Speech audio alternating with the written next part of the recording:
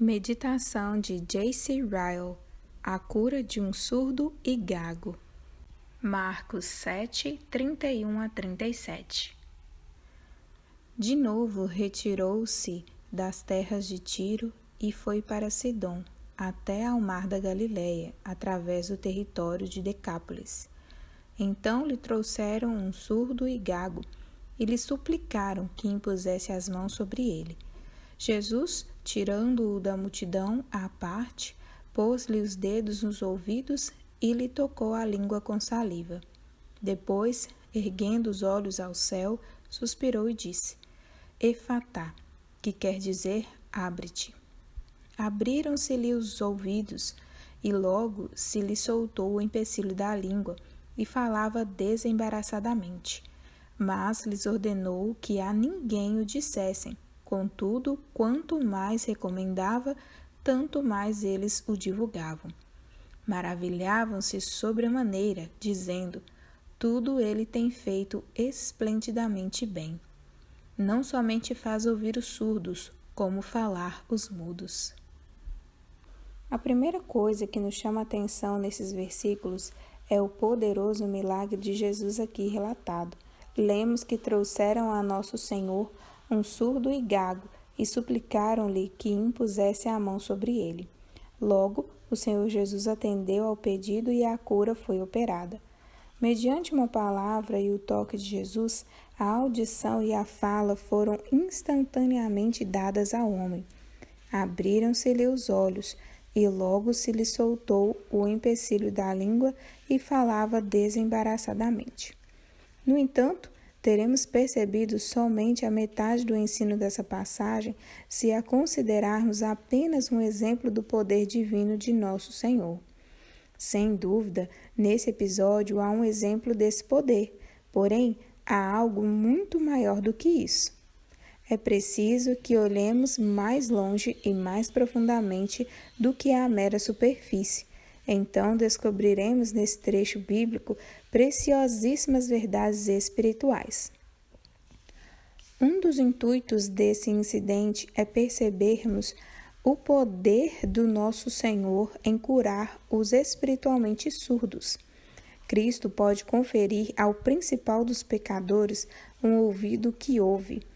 Ele pode fazer uma pessoa deleitar-se em ouvir o Evangelho que antes ela desprezava e ridicularizava.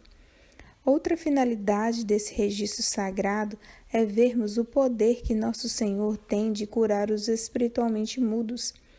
Cristo é poderoso para ensinar o mais duro dos transgressores a invocar a Deus. Ele pode pôr um novo cântico nos lábios daquele cujas palavras anteriormente giravam somente em torno das coisas deste mundo. O Senhor pode fazer com que o mais vil dos homens fale acerca das coisas espirituais e testifique do Evangelho da graça de Deus.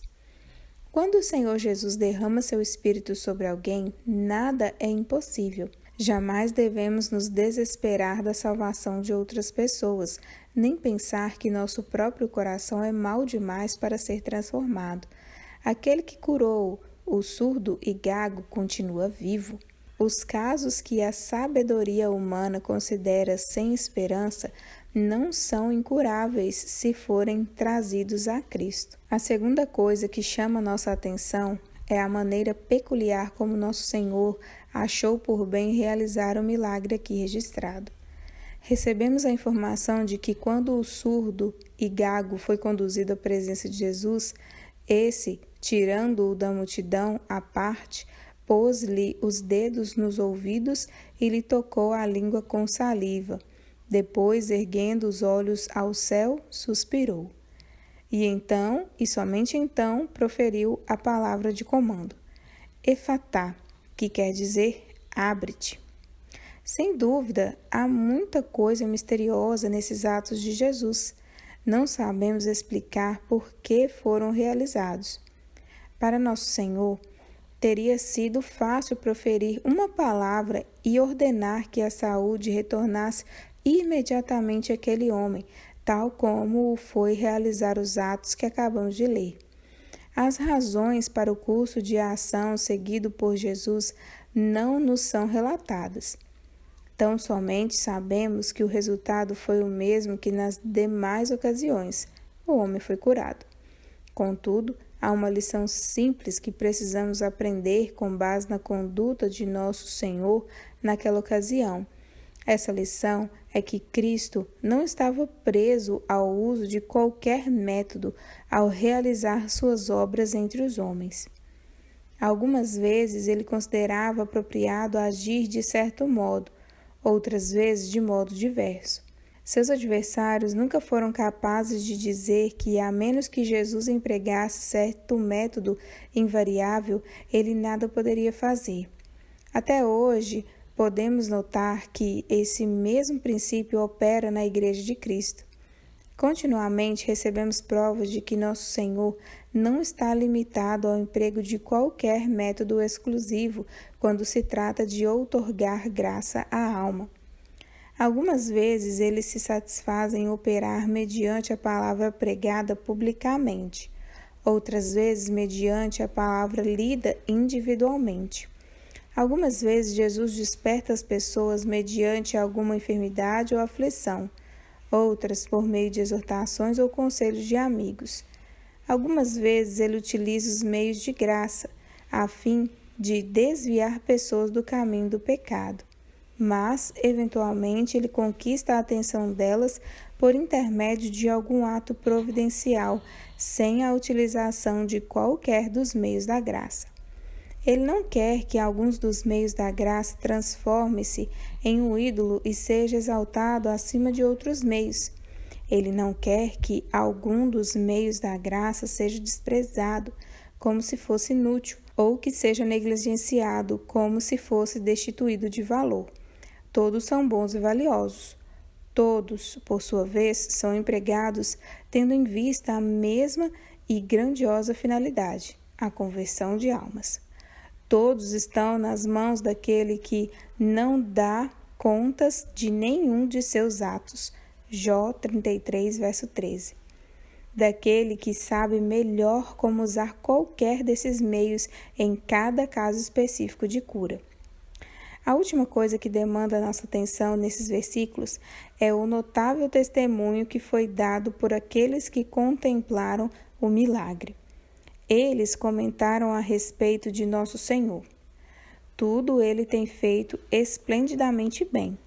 É provável que, ao pronunciarem tais palavras, essas pessoas fossem pouco sensíveis em relação ao seu significado pleno, quando aplicadas a Jesus Cristo. À semelhança de Caifás, eles não falaram de modo próprio, João 11, verso 51. Porém, a verdade que testificaram está repleta de profundo e indizível consolo, devendo ser lembrada diariamente por todos os crentes verdadeiros. Lembremo-nos dela quando considerarmos os dias passados de nossas vidas, desde a hora de nossa conversão. Nosso Senhor tem feito esplendidamente bem todas as coisas.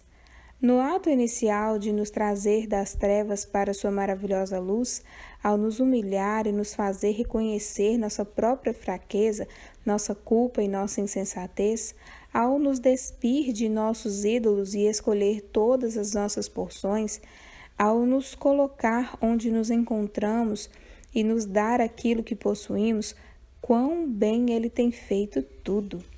Quão grande é a sua misericórdia por não termos conseguido andar em nosso próprio caminho. Lembremo-nos disso quando estivermos meditando acerca dos dias vindouros. Não sabemos como serão, se brilhantes ou tenebrosos, se muitos ou poucos.